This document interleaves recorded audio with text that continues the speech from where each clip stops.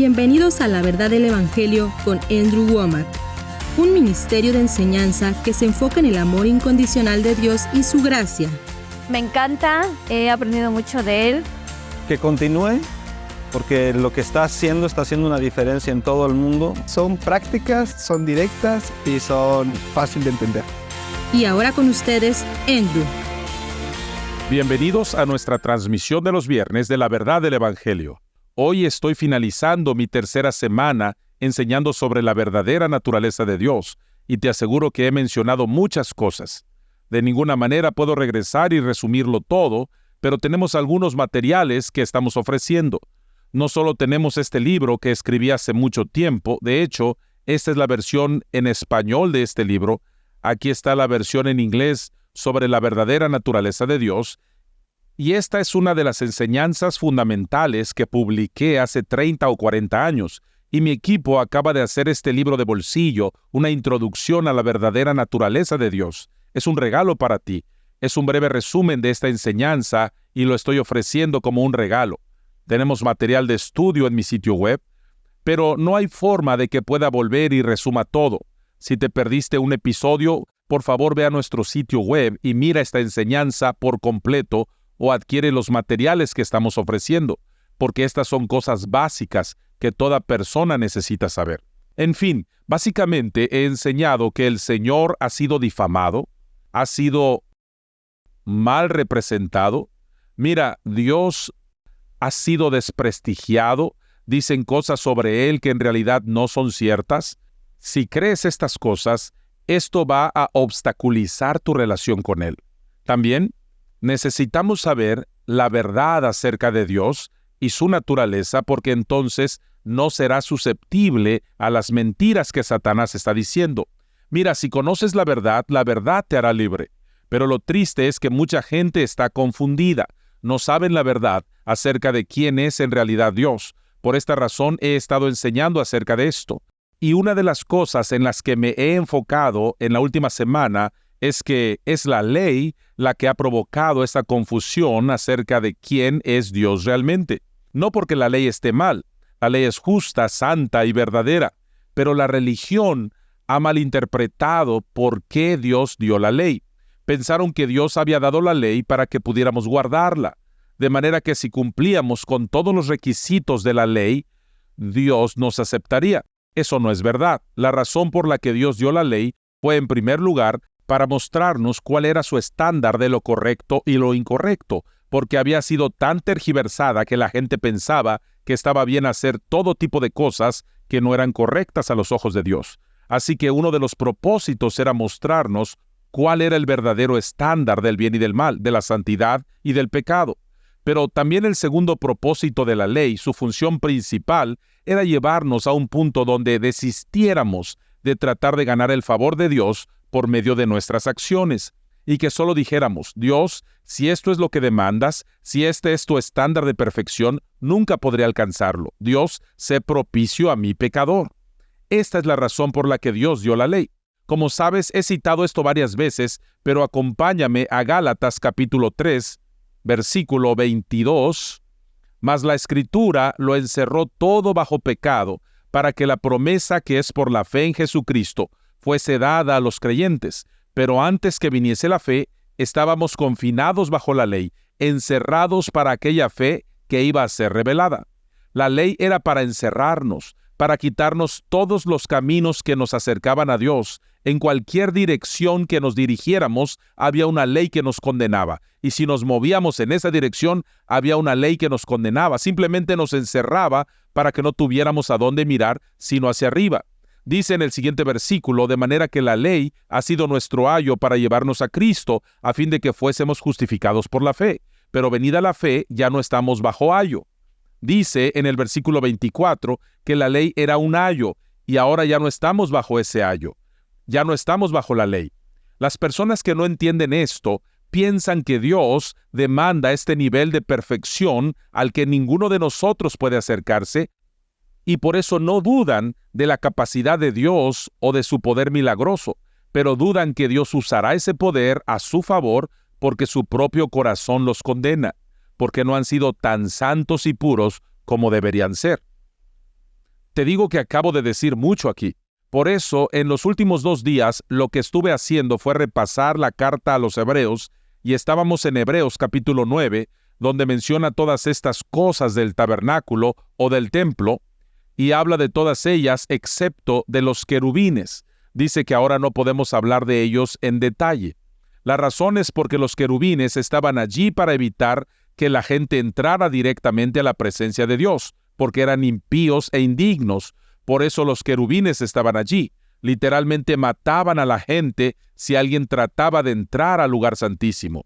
La única persona que podía entrar era el sumo sacerdote, y solo podía entrar una vez al año, después de haber hecho todos estos sacrificios y rituales de purificación. Si alguien intentaba entrar, era aniquilado.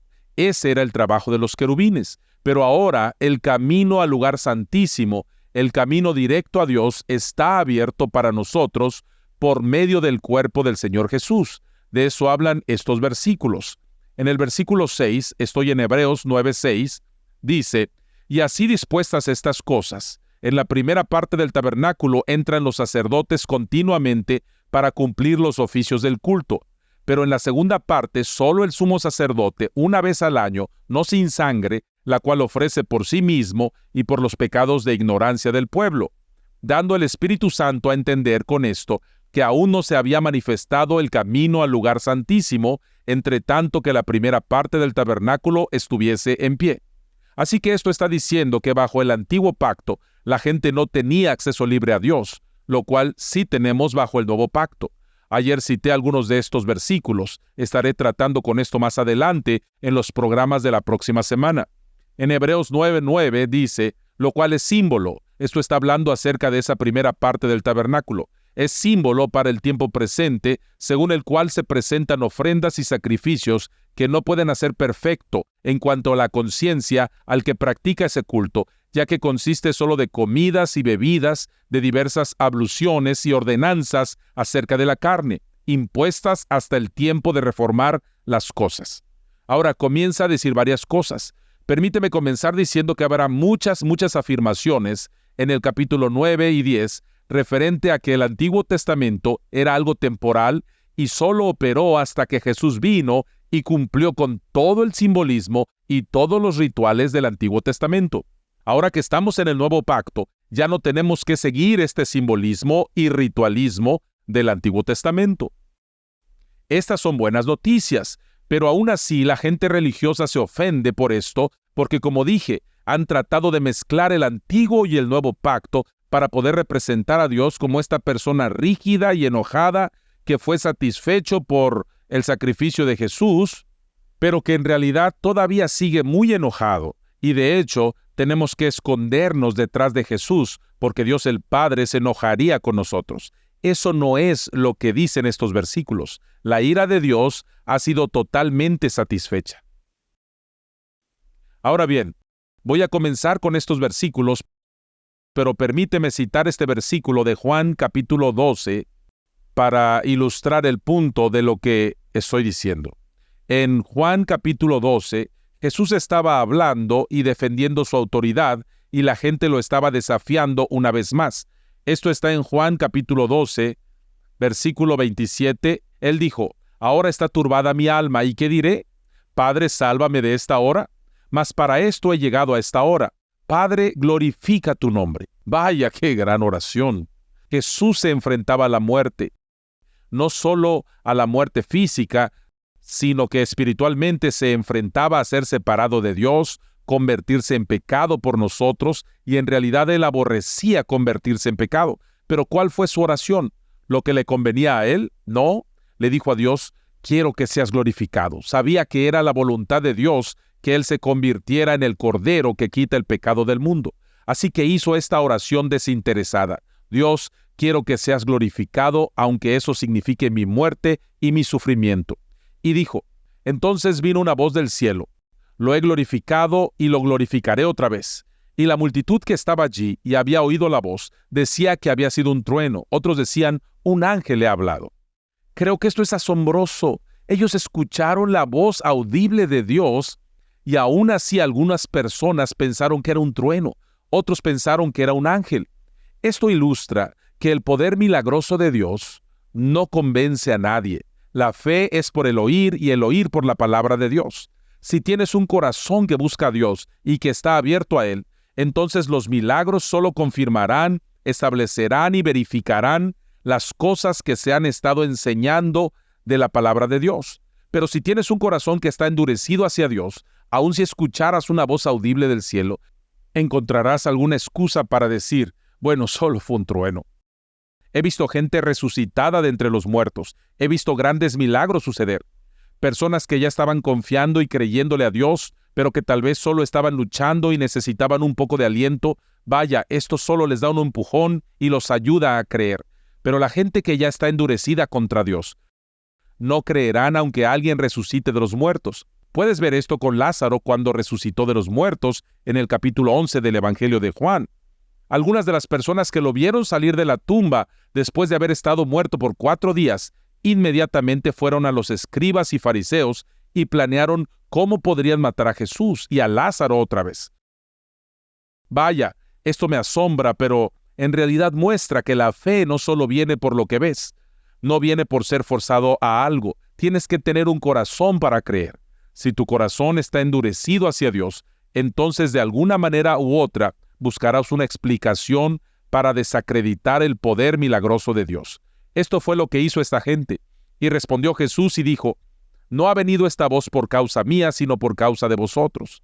En otras palabras, estaba diciendo, no necesitaba que Dios me hablara con una voz audible. Él estaba en comunión con Dios por medio de su Espíritu y estaba recibiendo dirección directamente de su Padre Celestial por medio de su Espíritu. Pero la voz vino por causa de las personas, y aún así algunos la rechazaron. Continuó diciendo en el versículo 31, ahora es el juicio de este mundo, ahora el príncipe de este mundo será echado fuera, y yo, si fuere levantado de la tierra, a todos atraeré a mí mismo. Mira, el versículo 32, por lo regular lo interpretan así, que si presentamos a Jesús correctamente, si lo glorificamos y predicamos la palabra correctamente, Él atraerá a la humanidad hacia Él. Y esto no es lo que este versículo está diciendo. Te puedo asegurar, de hecho, puedes ver algunas de las iglesias más grandes, las mega iglesias, no todas, pero varias de ellas, la razón por las que tienen tanta gente es porque han tergiversado la palabra de Dios. Y en realidad no están glorificando a Dios correctamente. Puedes atraer a la gente con entretenimiento, gritos, humo, luces parpadeantes y demás. No voy a mencionar nombres, pero uno de los hombres que hizo popular este movimiento de hacer la iglesia amigable y lo reconoció, era el líder de la misma y lo hizo porque quería atraer a más personas y solo dio por hecho que si podía lograr que llegaran a la iglesia de alguna manera u otra por ósmosis o algo así, se convertirían en verdaderos creyentes y discípulos. Y después de décadas de hacer esto y atraer, y digo, miles y miles de personas, este hombre que era un líder en esto dijo que había cometido un error y que había atraído a la gente, pero no eran verdaderos creyentes, no eran verdaderos discípulos. Él había fallado en esto. Pero en fin, muchas de estas mega iglesias están atrayendo gente, pero no es porque en realidad quieran glorificar a Dios. Esto no está diciendo que si predicas correctamente, Dios atraerá grandes cantidades de personas a ti. Lo que está diciendo es que si miras el versículo 32, la palabra hombres está en cursiva. En la versión en inglés King James, de hecho, una de las razones por las que me gusta esta versión, hay muchas, pero una de ellas es que cuando ponen una palabra para tratar de dar claridad a la traducción, la ponen en cursiva. Te hacen saber que no está en el idioma original, pero para que quede claro, pusieron esta palabra y son honestos para hacértelo saber. Y esta palabra está en cursiva en la versión King James. Así que lo que esto está diciendo literalmente es, y yo, si fuere levantado, a todos atraeré a mí mismo. ¿A todos? Bueno, pensaron que estaba hablando de todos los hombres, pero si lo lees en su contexto, en el versículo 31, el tema era este. Ahora es el juicio de este mundo. Ahora el príncipe de este mundo será echado fuera. En el versículo 32 dice, y yo, si fuere levantado, a todos atraeré a mí. Creo que estaba hablando de todo el juicio que vendría sobre él. Y esto se confirma en el siguiente versículo. Continuando dice, y decía esto dando a entender de qué muerte iba a morir. No estaba hablando acerca de predicar correctamente y que con esto atraería a todos los hombres hacia él. Estaba hablando de ser crucificado, colgado en el madero, levantado en la cruz. Cuando esto sucediera, todo el juicio, toda la ira de Dios vendría sobre él. Vaya, esto es asombroso. Cuando Jesús fue crucificado y levantado en esa cruz, Dios descargó su ira y su juicio contra tu pecado y mi pecado en Jesús. Y Él literalmente se hizo pecado por nosotros. Segunda los Corintios 5:21 dice, al que no conoció pecado, por nosotros lo hizo pecado, para que nosotros fuésemos hechos justicia de Dios en Él. Jesús no solo cargó con un poco de pecado, no recibió una cantidad simbólica de pecado sobre Él. Jesús se convirtió en pecado.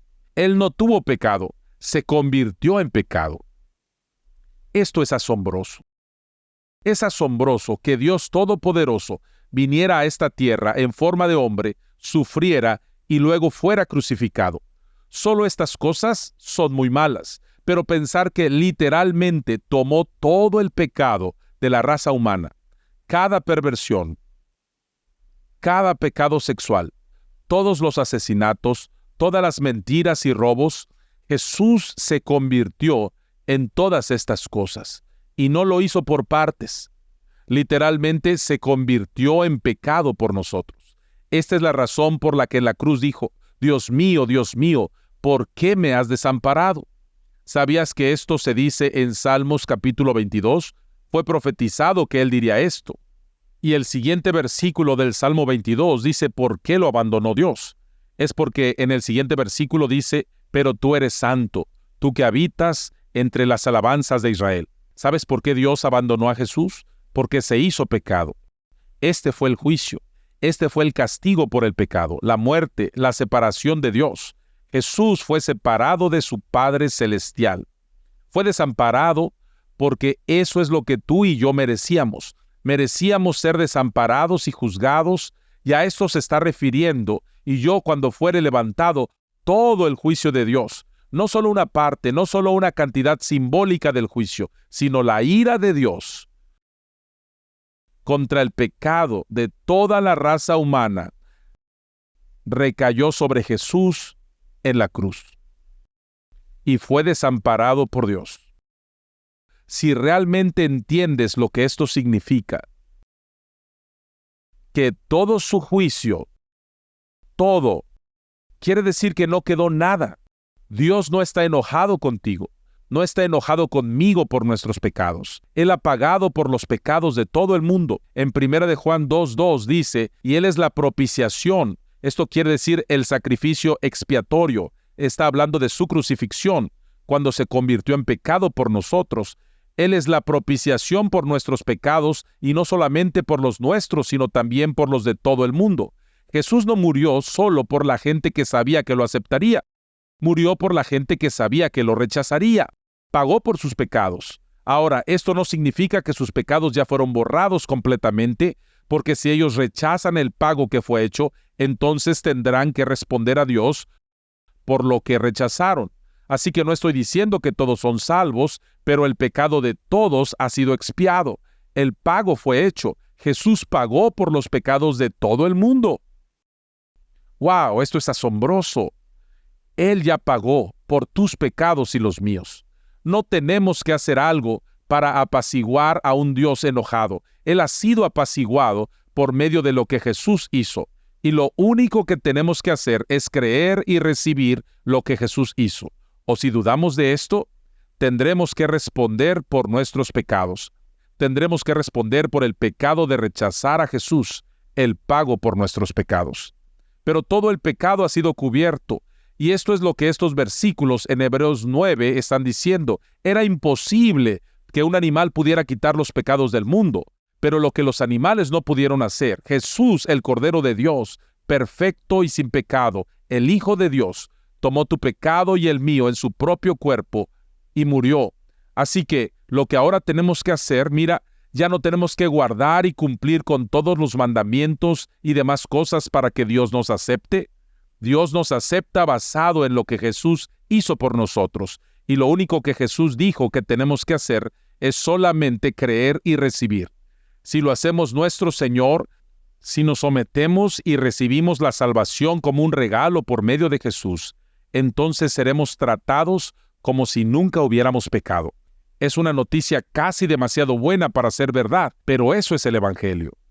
Luego dice en Hebreos capítulo 9, versículo 11, pero estando ya presente Cristo, sumo sacerdote de los bienes venideros, por el más amplio y más perfecto tabernáculo, no hecho de manos, es decir, no de esta creación, y no por sangre de machos cabríos ni de becerros, sino por su propia sangre, entró una vez para siempre en el lugar santísimo, habiendo obtenido eterna redención. Se me está acabando el tiempo, pero voy a entrar en más detalle en los programas de la próxima semana. Pero aquí en Hebreos capítulo 9 y 10 está contrastando la manera en que se hacían las cosas bajo la ley del antiguo pacto y la manera en que se hacen las cosas bajo la gracia del nuevo pacto. Y uno de los mayores contrastes que hace es que bajo el antiguo pacto tenías que ofrecer un sacrificio por el pecado cada vez que pecabas. Y luego en el día de la expiación, el sumo sacerdote ofrecía un sacrificio por los pecados de toda la nación por si acaso se les había escapado alguno. Así que había una constante conciencia del pecado y ofrendas por los mismos constantemente.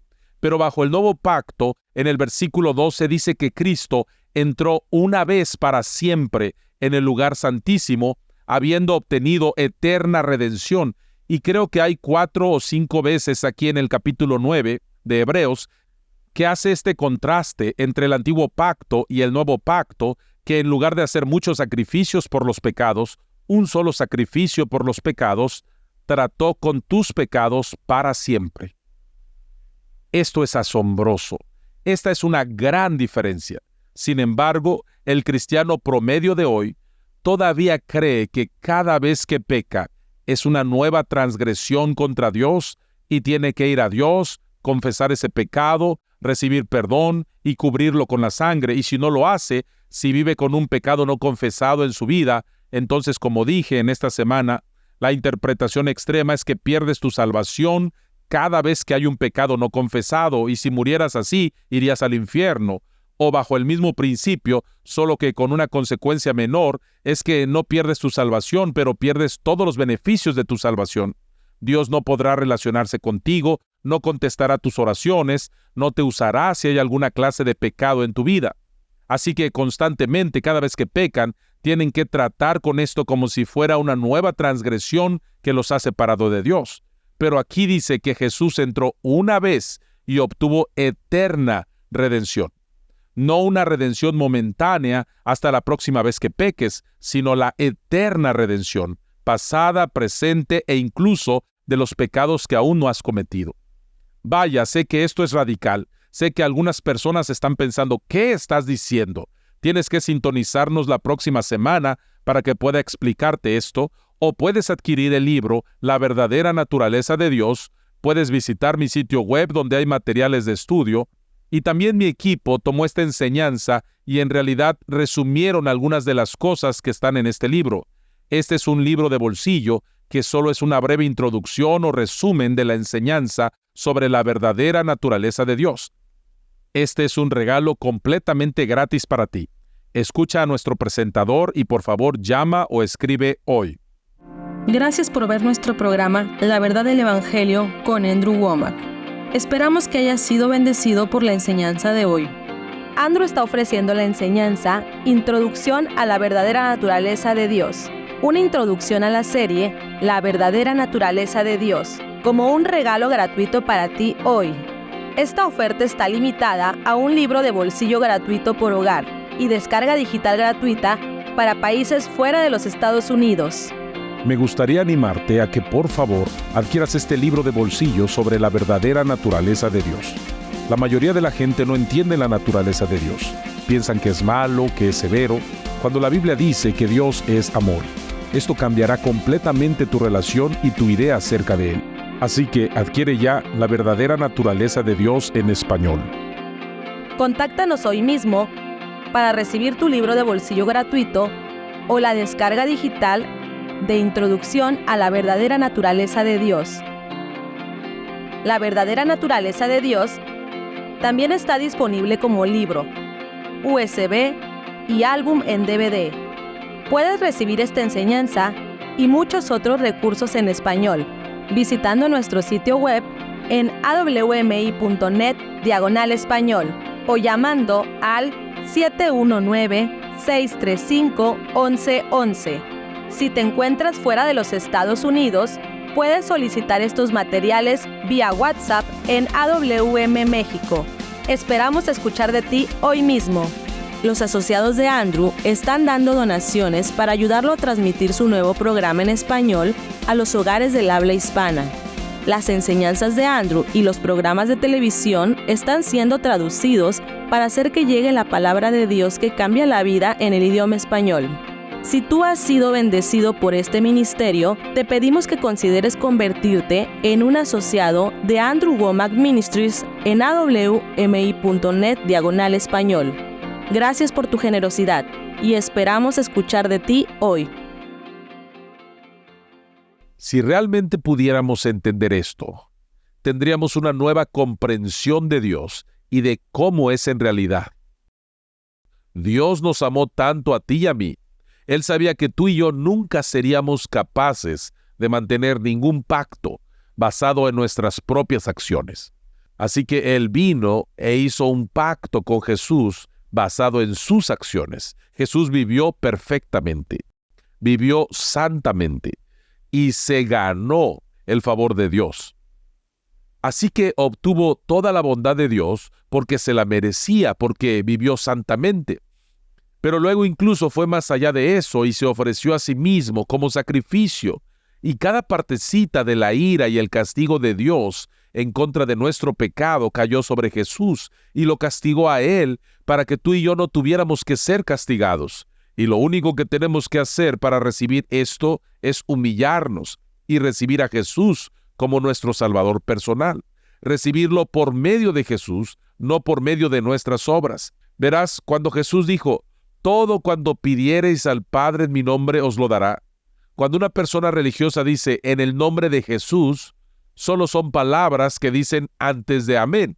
Solo significa que es el final de tu oración, pero no entienden lo que en realidad significa esto. Dices, Dios, no por mis obras, sino por las de Jesús. En el nombre de Jesús hago esta oración.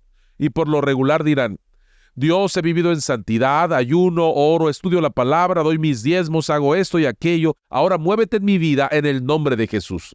Cuando lo usas de esta manera, has tomado el nombre de Jesús en vano. No lo estás usando para lo que realmente se dio. En realidad estás enfocado en esto. Dios, mira lo que he hecho. Ahora merezco tu santidad, tu poder. Y luego terminas con, en el nombre de Jesús. Anulas el nombre de Jesús cuando oras de esa manera. Acompáñanos en nuestra próxima transmisión en la que Andrew continuará enseñando sobre la verdadera naturaleza de Dios.